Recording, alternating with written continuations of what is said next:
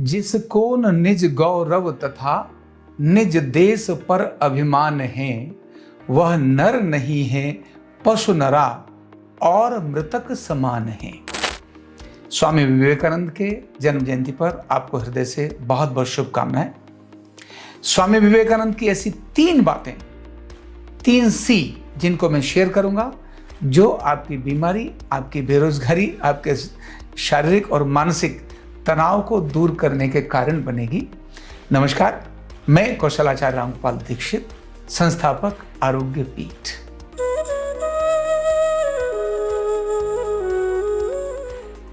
स्वामी विवेकानंद भारत के एक ऐसे युवा सन्यासी हैं जिनके कारण भारत की इस संस्कृति की धर्म ध्वजा विश्व के अंदर फहरी।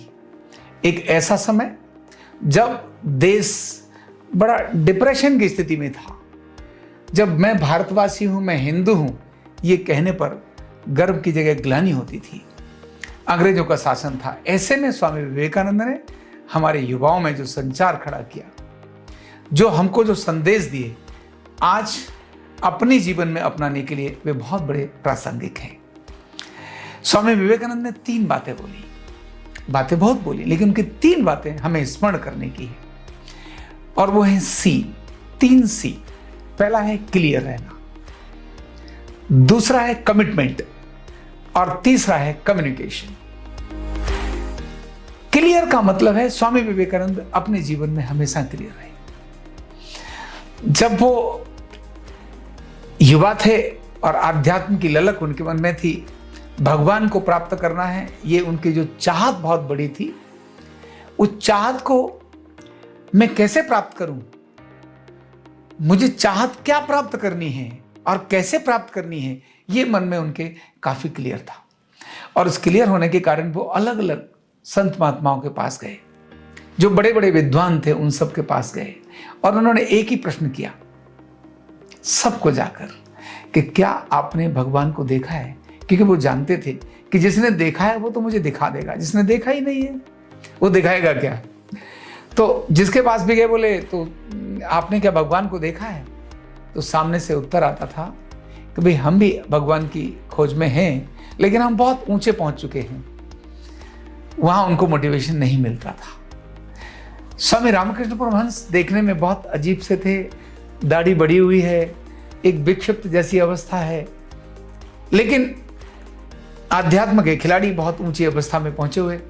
जब उनके पास भी ये नरेंद्र पहुंचे तो उन्होंने प्रश्न किया कि क्या आपने भगवान को देखा है?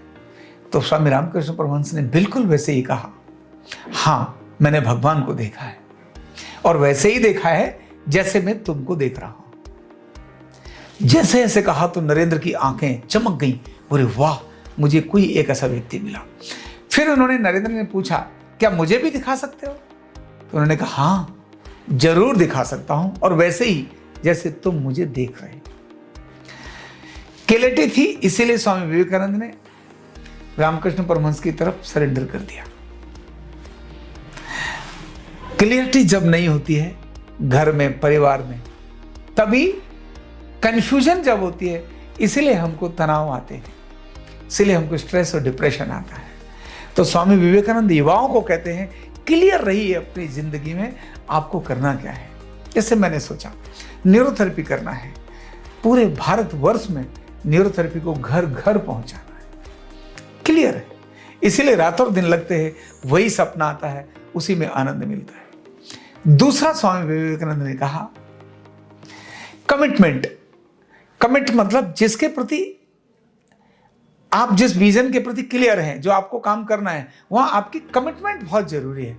अगर कमिटमेंट नहीं है, कहते कुछ हो करते कुछ हो, यस करूंगा दिखाऊंगा, ये सब बोली बड़ी बड़ी बातें, लेकिन करने के लिए नहीं, कमिटमेंट नहीं है।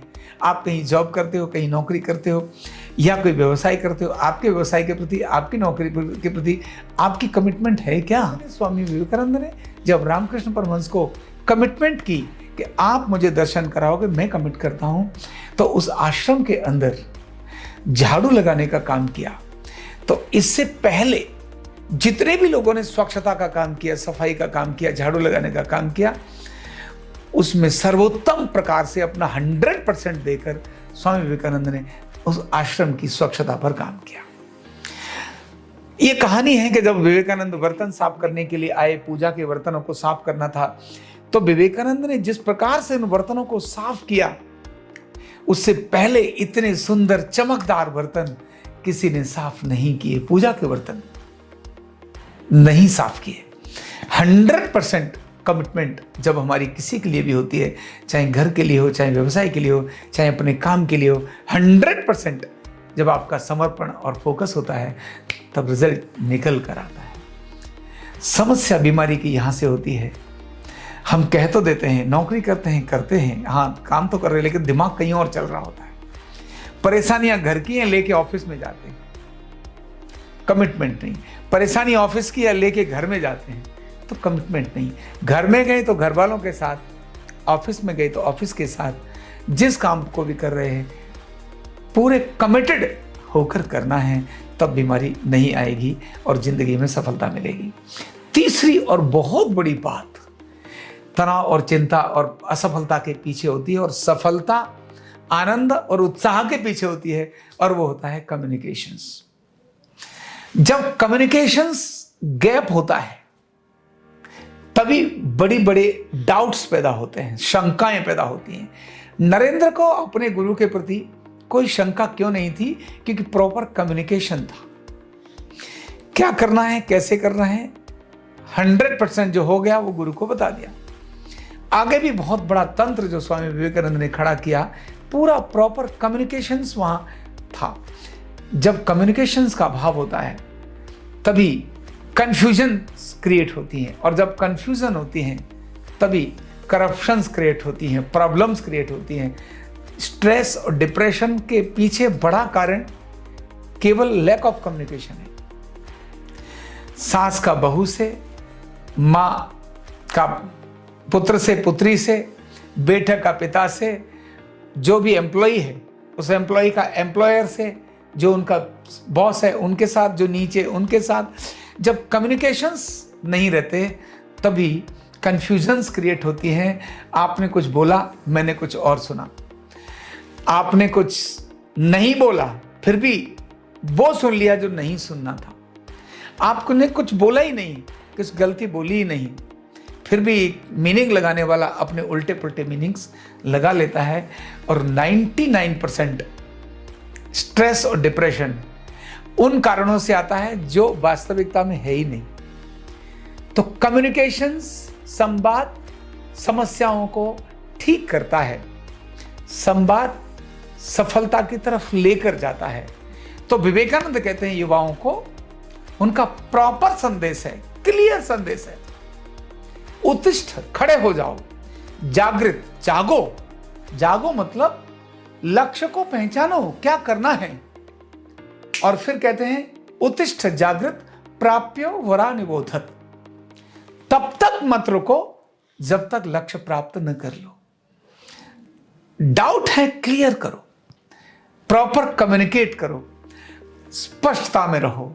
जब स्पष्टता में रहेंगे, तब घर परिवार में भी समस्या नहीं रहेगी, जहां जॉब करते हैं वहां भी समस्या नहीं रहेगी, और अगर आप पढ़ते हैं तो वहां भी समस्या नहीं रहेगी। तो स्वामी विवेकानंद से आज युवा दिवस के उपलक्ष्य में हम सभी इन 3 चीजों को अगर अपने अंदर ढालते हैं तो एक बड़ी सफलता होगी। तो विवेकानंद जी ने युवाओं को कहा, कुछ करके दिखाओ। आज के युवाओं पर बेरोजगारी का बहुत बड़ा बोझ है, यानी देश पर बेरोजगारी का बहुत बड़ा बोझ है, युवा बेरोजगार है, और बीमारी समाज में व्याप्त है। तो आज युवा रोजगार कहां मिल सकता है? तो उसमें न्यूरोथेरेपी सबसे इफेक्टिव है। बेरोजगारी से रोजगार होने के लिए न्यूरोथेरेपी सीखो, और जो बीमार हैं उनको बीमारी से मुक्त करो। युवा दिवस पर युवाओं को न्यूरोथेरेपी सीखकर बीमारी, जो ग्रस्त बीमार हैं, जो बीमारी से ग्रस्त हैं, उन सबको बीमारी से मुक्त करने का और बड़ा क्या संकल्प हो सकता है। अपने विजन में क्लियर लाओ, न्यूरोथेरेपी सीखनी। इसलिए मैं हमेशा कहता हूं, सीखो न्यूरोथेरेपी और करो कुछ ऐसा जैसे सुखी रहे परिवार, अपना परिवार सुखी रहे और बचे देश का पैसा। स्वामी विवेकानंद जयंती पर बहुत बहुत शुभकामनाएं, बहुत बहुत धन्यवाद। कंधा दर्द, गर्दन दर्द, कमर दर्द, गैस, एसिडिटी, माइग्रेन बहुत सारे रहते हैं और अगर घुटनों की बीमारी आ गई तो एक एक कदम पहाड़ जैसे लगने लगता है और जिंदगी बोझ बन जाती है। बीमारी की कोई उम्र नहीं है।